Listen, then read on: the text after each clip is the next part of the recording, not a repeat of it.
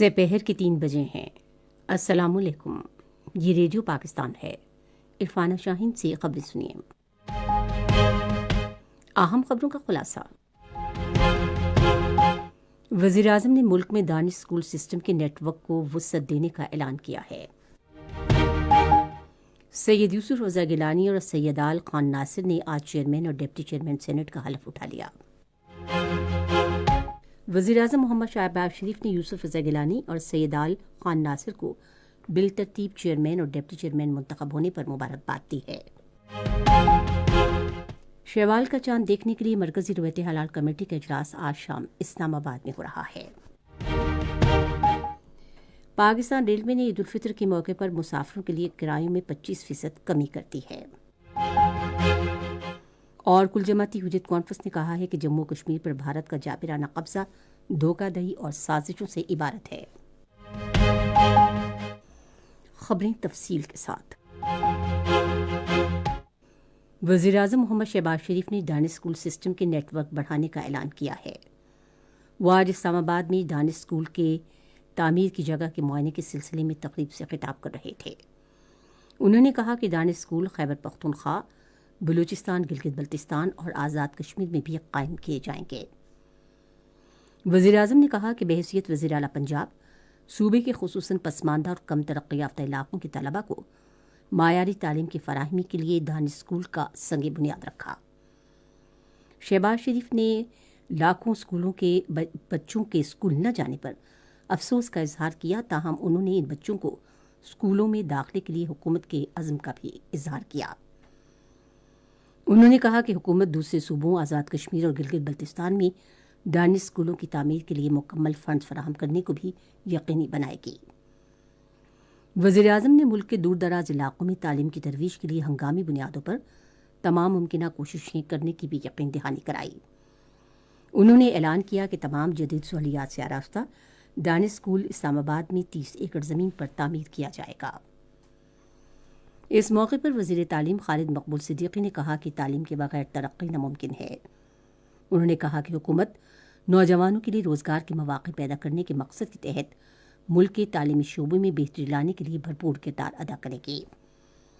خالد مقبول صدیقی نے معاشرے کے تمام طبقات سے اپیل کی کہ وہ آگے آئیں اور آئندہ نسلوں کے روشن مستقبل کے لیے اپنا کردار ادا کریں اور کام کریں۔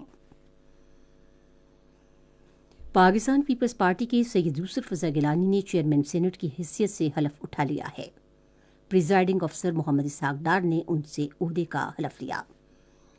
قابل ازیں پریزائڈنگ افسر نے یوسف رضا گیلانی کے بلا مقابلہ منتخب ہونے کا اعلان کیا، کیونکہ کسی دوسرے امیدوار نے اس عہدے کے لیے کاغذات نامزدگی جمع نہیں کروائے تھے۔ اجلاس کی صدارت کرتے ہوئے چیئرمین سینٹ نے ان پر اعتماد کا اظہار کرنے پر پاکستان پیپلز پارٹی اور دیگر اتحادی جماعتوں کا شکریہ ادا کیا۔ سید یوسف رضا گیلانی نے کہا کہ وہ پورے ایوان کے چیئرمین ہوں گے اور ان کا مقصد روابط تشکیل دینا، مکالمے کو فروغ دینا، بحث کے لیے معنی خیز اور بھرپور مواقع فراہم کرنا ہوگا۔ انہوں نے کہا کہ وہ ایوان کے وقار پر کوئی سمجھوتا نہیں کریں گے۔ تاہم چیئرمین سینٹ نے اس بات پر افسوس کا اظہار کیا کہ بعض عناصر تقسیم اور نفرت کو ہوا دے رہے ہیں۔ انہوں نے کہا کہ پاکستان پیپلز پارٹی نے ہمیشہ مصالحت اور لوگوں کی فلاح و بہبود کی سیاست کو ترجیح دی ہے۔ بعد ازاں سید آل خان ناصر نے بطور ڈپٹی چیئرمین سینٹ حلف اٹھایا اور وہ بھی بلا مقابلہ منتخب ہوئے، کیونکہ کسی اور امیدوار نے کاغذات نامزدگی جمع نہیں کروائے تھے۔ چیئرمین سینٹ یوسف رضا گیلانی نے ان سے حلف لیا۔ قائد ایوان اسحاق ڈار نے JUIF کے رہنما عطاء الرحمان نے یوسف رضا گیلانی کو چیئرمین سینٹ منتخب ہونے پر مبارکباد دی ہے۔ ایوان نے دہشت گردی کے حالیہ حملوں میں شہید ہونے والوں کے لیے فاتحہ خوانی بھی کی۔ ایوان کا اجلاس غیر معینہ مدت کے لیے ملتوی کر دیا گیا۔ وزیراعظم محمد شہباز شریف نے یوسف رضا گیلانی اور سید آل خان ناصر کو بالترتیب چیئرمین اور ڈپٹی چیئرمین سینٹ منتخب ہونے پر مبارکباد دی ہے۔ اپنے تہنیتی پیغام میں وزیراعظم نے دونوں رہنماؤں کے لیے نیک خواہشات کا اظہار کیا۔ انہوں نے کہا کہ چیئرمین اور ڈپٹی چیئرمین کا انتخاب جمہوری عمل کا تسلسل ہے۔ وزیراعظم نے امید ظاہر کی کہ نو منتخب چیئرمین اور ڈپٹی چیئرمین آئین کی بالادستی اور ملک کی ترقی کے لیے اپنا کردار ادا کریں گے۔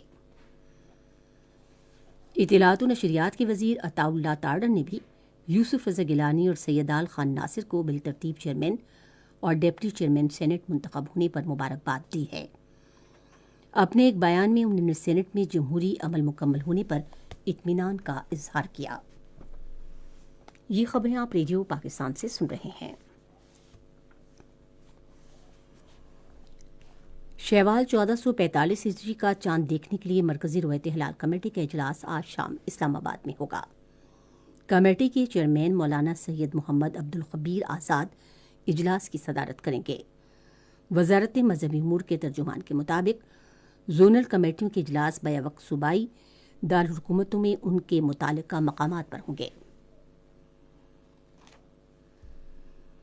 پاکستان ریلوے نے عید الفطر کے موقع پر مسافروں کے لیے خصوصی پیکج کے تحت کرایوں میں 25% کمی کر دی ہے۔ آج لاہور میں جاری کردہ ایک پریس ریلیز کے مطابق عید الفطر کے پہلے 3 روز کے لیے ریلوے کے کرایوں میں 25% تک کمی کی جائے گی۔ یہ اعانت تمام اقسام کی ریلوں اور کلاسز کے لیے دی جا رہی ہے، تاہم عید کے لیے خصوصی ریل گاڑی پر اس اعانت کا اطلاق نہیں ہوگا۔ پاک فوج کی زیر نگرانی اوکاڑا میں خصوصی بچوں کا النور اسکول اور کالج خصوصی بچوں کو تعلیم کی فراہمی کے لیے خدمات سر انجام دے رہا ہے۔ ادارے کا قیام سن 2014 میں عمل میں آیا، جس کا مقصد بصارت سے محروم اور ذہنی بیماری میں مبتلا بچوں کو معاشرے کا مفید شہری بنانا ہے۔ ادارے میں بچوں کے ہنر اور تعلیمی مہارتوں کو بہتر بنانے کے علاوہ طلباء کو بحالی کی تربیت بھی دی جاتی ہے۔ النور اسپیشل چلڈرن اسکول اور کالج میں 50 سویلین بچوں سمیت 150 سے زائد بچوں کو ماہر تعلیمی عملہ تعلیم کے جدید طریقوں اور آلات کے ذریعے تعلیم دے رہا ہے۔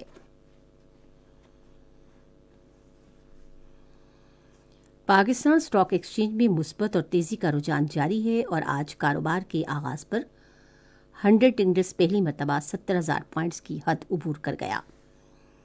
حصص بازار میں مثبت رجحان اور معیشت کو درست سمت پر گامزن کرنے کے حکومتی اقدامات پر سرمایہ کاروں اور کاروباری برادری کے اعتماد کی عکاسی کرتا ہے۔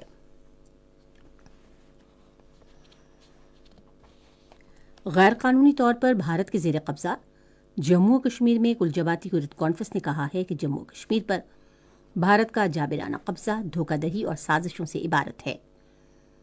کل جماعتی حریت کانفرنس کے ترجمان نے سری نگر میں جاری ایک بیان میں کہا کہ کشمیریوں کو بی جے پی اور بھارتی ایجنسیوں کے مضمون عزائم کو ناکام بنانے کے لیے ہوشیار رہنا چاہیے، کیونکہ بھارت نے سیکیورٹی کے نام پر مقبوضہ علاقے میں اضافی فورسز تعینات کر دی ہیں اور اپنی ظالمانہ کارروائیاں بھی تیز کر دی ہیں۔ انہوں نے کہا کہ سری نگر کو ایک قلعہ اور چھاؤنی میں تبدیل کر دیا گیا ہے۔ گھر گھر چھاپوں اور محاصرے اور تلاشی کی کارروائیوں نے کشمیریوں کی زندگیوں کو جہنم بنا دیا ہے۔ ریڈیو پاکستان اپنے قومی نشریاتی رابطے پر سپہر 3:30 بجے دعوت قرآن کے عنوان سے ایک سیمینار نشر کر رہا ہے۔ سلسلہ ہے جشن نزول قرآن حکیم۔ محکمہ موسمیات کی پیشگوئی کے مطابق آئندہ 12 گھنٹے کے دوران ملک کے بیشتر علاقوں میں موسم زیادہ تر خشک جبکہ میدانی علاقوں میں گرم رہے گا۔ آج صبح ریکارڈ کیا گیا بعض بڑے شہروں کا درجہ حرارت کچھ اس طرح سے رہا کہ Islamabad 30 degree centigrade, Lahore 34، Karachi 37، Peshawar 31، Quetta اور گلگت 25، مری 21، مظفر آباد 29، سری نگر 22، جموں 35 اور لیہ 4 ڈگری سینٹی گریڈ۔ خاص خبروں کا خلاصہ ایک بار پھر۔ وزیر اعظم نے ملک میں دانش اسکول سسٹم کے نیٹ ورکس کو وسعت دینے کا اعلان کیا ہے۔ سید یوسف رضا گیلانی اور سیدال خان ناصر نے آج چیئرمین اور ڈپٹی چیئرمین سینٹ کا حلف اٹھا لیا۔